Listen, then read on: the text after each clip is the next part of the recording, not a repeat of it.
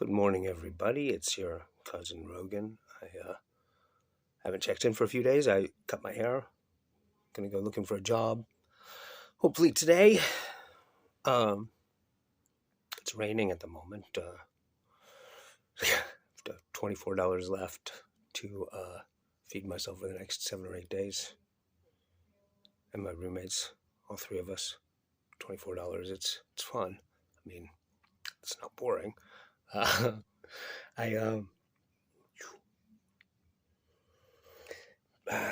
not having a good day. As is often the case, I turned the camera on so that I would steady my nerves thereby. The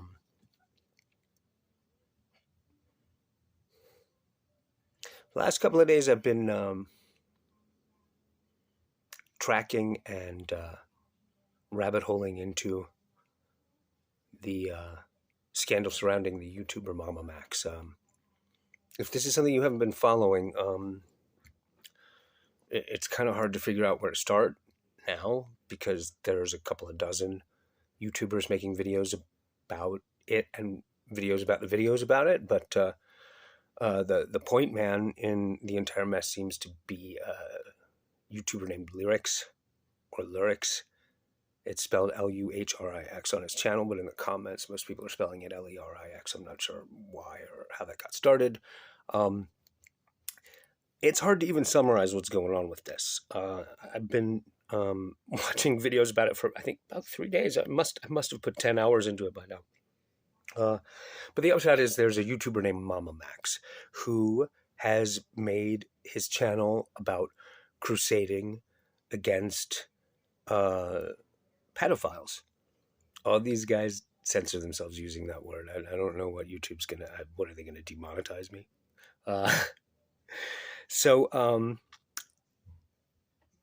apparently, someone who knew MamaMax personally, socially, a girl in her mid-20s named Spencer, is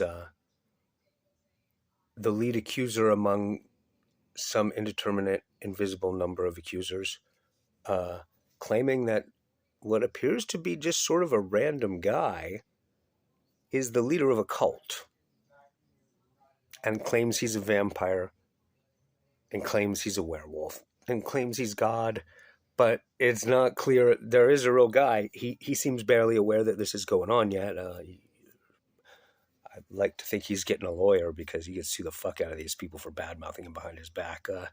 I find the whole matter really fascinating. For one thing, there's this the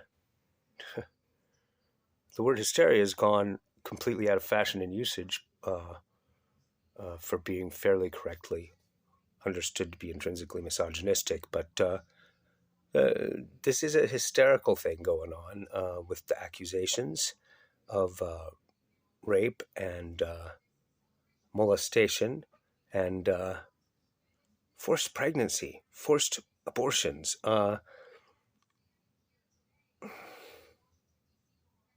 It reminds me of the Salem witch trials in that something about the political and social and cultural climate right now in our present American moment is encouraging this exact kind of lies.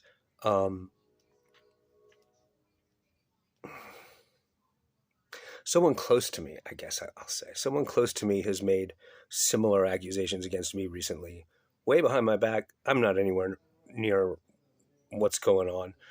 They're baseless accusations, to say the least. And I wouldn't even know they were going on except for one or two of my oldest friends have gotten wind of it and been alarmed by what I'm being accused of having done in the past.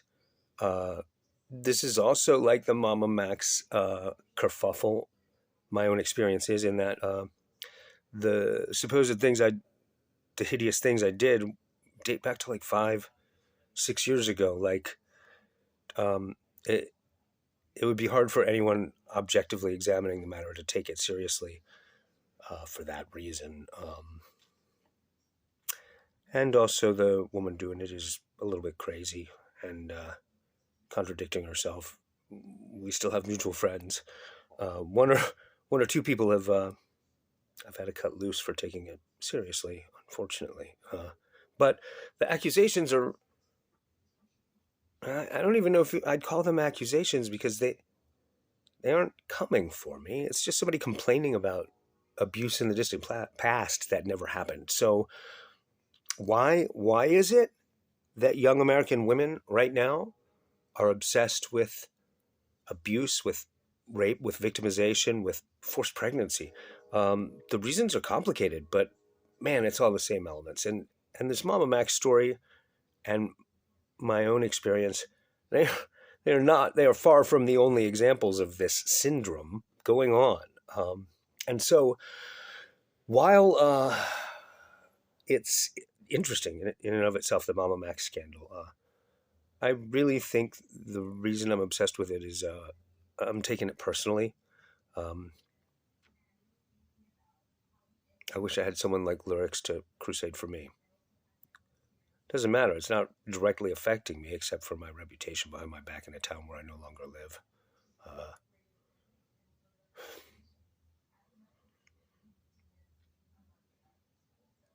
it's a shame.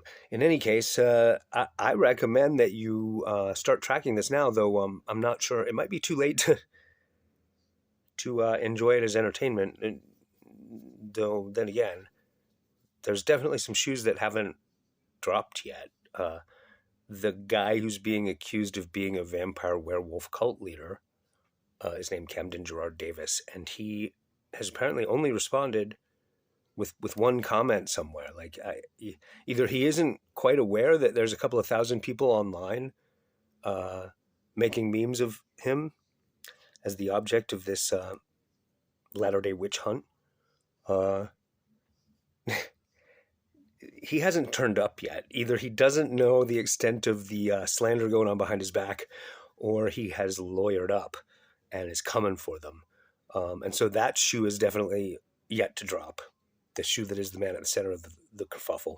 Um, I'm not explaining this in such a way as to make it seem interesting the way it is. I suggest you look up Lyrics and watch his videos from about a week ago. Now, another thing going on is people are live streaming, then taking it down in relation to this because the guy who calls himself MamaMax is coming for and striking channels and videos, trying to stop people bad mouthing him behind his back. He has already crashed and burned, so it's a lost cause. It's a shame. It's a shame.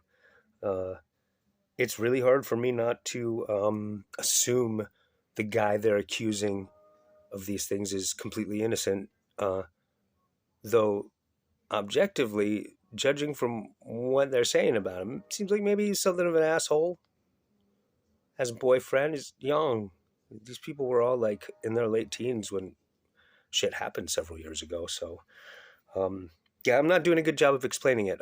Go look up Lyrics and watch his videos, watch his channel. The kid is smart as hell and he's really funny, and he is on top of this. Has become the point man for the response of the internet to MamaMax, which is what the fuck are you talking about, basically. Um, I have been hiding mostly, in some senses, for a couple of years now. Uh, I've been single, I haven't been sleeping with anyone for the first time in my life, and I don't want to be, uh, because of societal issues related to this kind of, as I said, hysteria. Uh,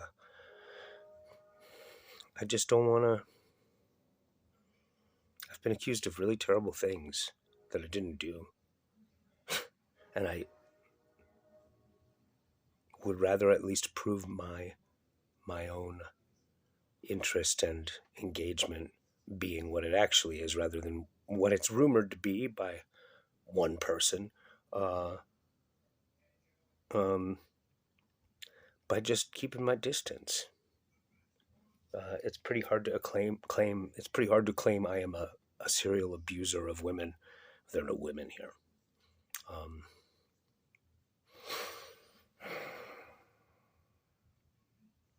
It's not making me happy watching this scandal unfold, but it is making me realize I'm not alone uh, in this matter. I don't really want to discuss the details of this problem with being accused of similar abuses myself.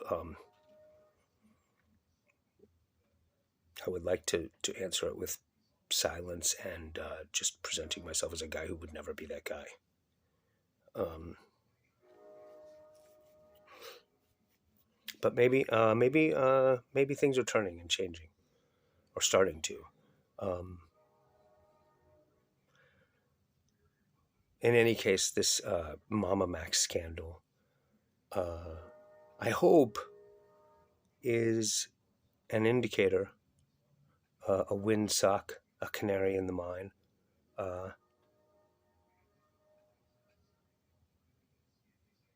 of things changing, of the world we live in changing into a better and more balanced place as far as this kind of thing is concerned. And that's, of course, before you even get to, it's like this with the Salem witch trials. Also, you read The Crucible. I recommend reading A Mirror for Witches by Esther Forbes.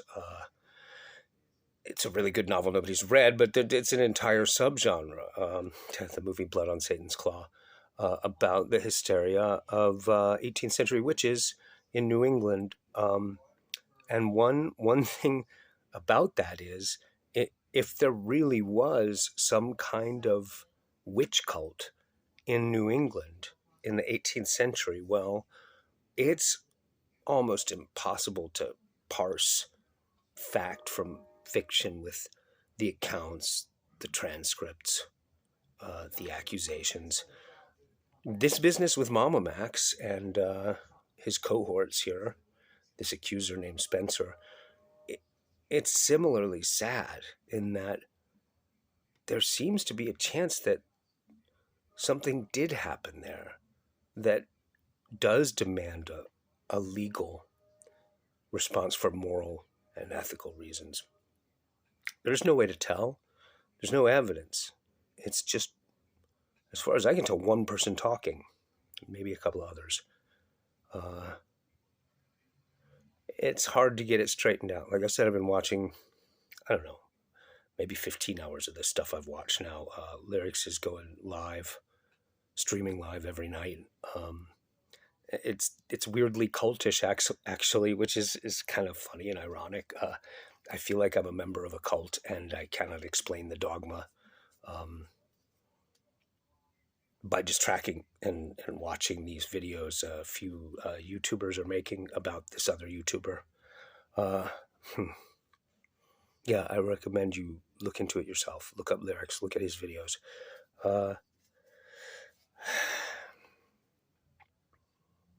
It gives me hope. The person I'm talking about having accused me of ridiculous, over-the-top, horrible, horrible things is someone I really love. Someone really close to me who's not speaking to me right now, and it's not clear why. Before the accusations she's currently spreading, she was telling people I have brain cancer, and I'm refusing to get it treated. And like, I mean, I guess I liked the brain cancer story better. Our society has a problem with lies, liars, lying. It is pervasive. The problem we Americans seem to be facing with liars and lies. Of course, it's gotten into our politics and the media, the news media that responds to politics in the United States. I don't want to talk about politics, but that's another example of the problem. We've spent 2 generations now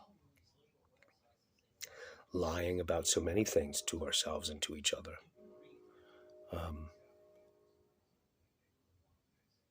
Whistling past the graveyard, is what it is at this point. And there needs to be a shift in our collective consciousness towards something better than letting lies destroy everything we love. Because they spread and infect easier and more quickly in the viral sense than the truth ever will. For whatever reason, most people find truth uncomfortable. I mean, sure, yeah. I mean, maybe that doesn't mean so much to me because I'm always uncomfortable. Like my mental and physical health. I suffered a bout of food poisoning when I was a toddler, and I have grown up crooked and twisted inside. Part of the upside of that is I'm not comfortable. I just don't get comfortable physically or emotionally or mentally. I'm a frazzled, I'm afraid nerve at all times. So maybe it's not so uncomfortable for me to be brutally clear and honest at all times about everything, including myself, to the best of my ability.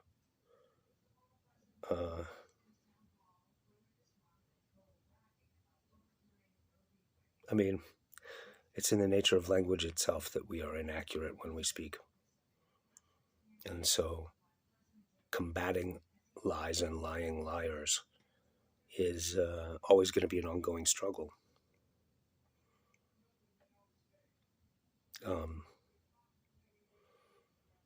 And as they say, if it isn't one damn thing, it's another. But I hope this fad for mostly women claiming abuse that never happened the way they're saying it did ends soon, because even the liars telling lies, it is in some pure sense a cry for help every time. And it is really hard to retain the necessary sympathy to continue to care about somebody who tells malicious lies constantly. It's some kind of personality disorder. If we're not going to hold it against someone for being schizophrenic or bipolar, if we're not going to blame the sufferer for these conditions, we also need to learn not to cut all ties with sympathy itself in the face of compulsive lying.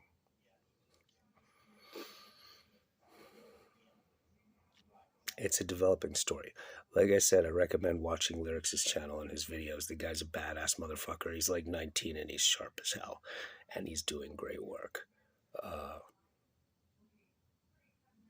Anyway, I'll talk to you guys soon. That's all I've been up to. Wish me luck finding a job in the rain.